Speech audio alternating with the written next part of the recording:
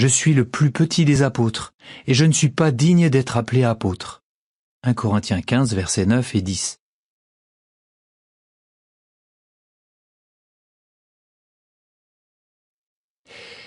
Les 12 apôtres avaient suivi Jésus durant son ministère sur la terre. Paul, lui, n'est devenu chrétien qu'après la mort et la résurrection du Christ.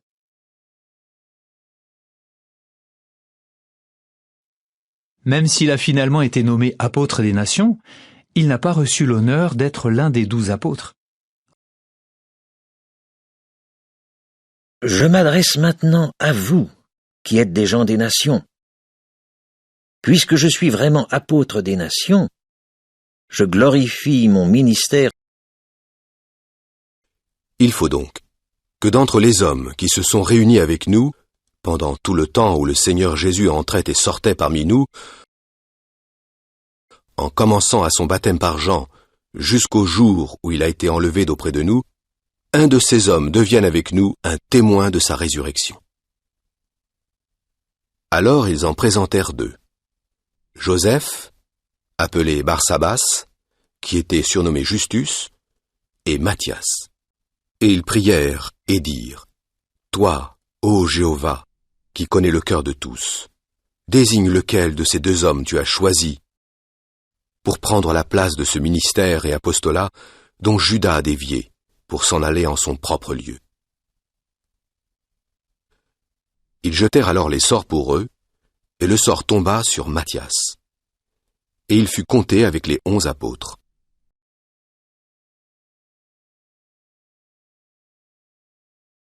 Plutôt que d'envier ces 12 hommes et la relation particulière qu'ils avaient eue avec Jésus, il est resté satisfait de ce qu'il avait.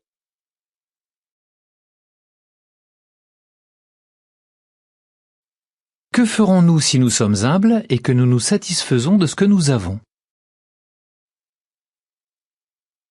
Si nous sommes humbles et que nous nous satisfaisons de ce que nous avons, nous respecterons comme Paul l'autorité que Jéhovah a confiée à d'autres.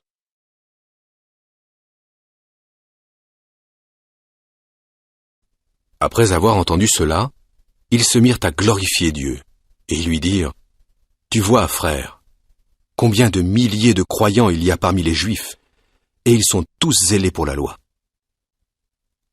Mais à ton sujet, ils ont entendu raconter que tu enseignes à tous les Juifs parmi les nations l'apostasie à l'égard de Moïse, leur disant de ne pas circoncire leurs enfants et de ne pas marcher dans les coutumes solennelles. Que faire alors ? De toute façon, ils vont apprendre que tu es arrivé. Fais donc ce que nous te disons. Nous avons 4 hommes ayant sur eux un vœu. Emmène ces hommes.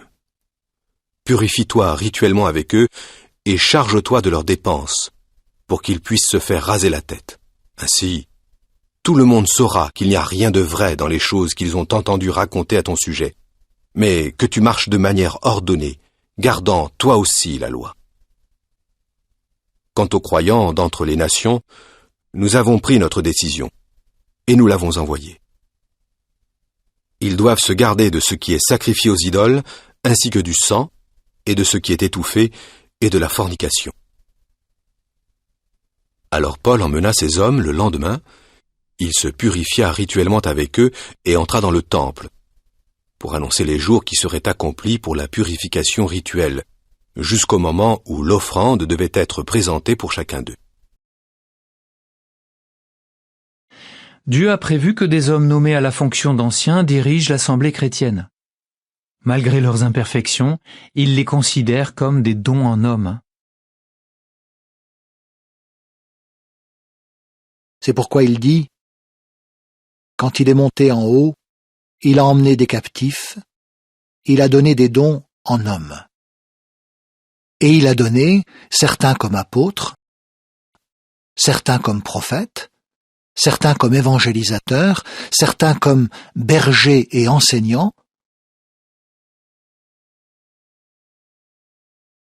Quand nous respectons ces frères nommés par l'Esprit Saint et que nous suivons leurs instructions, nous restons proches de Jéhovah et nous sommes en paix avec nos compagnons chrétiens.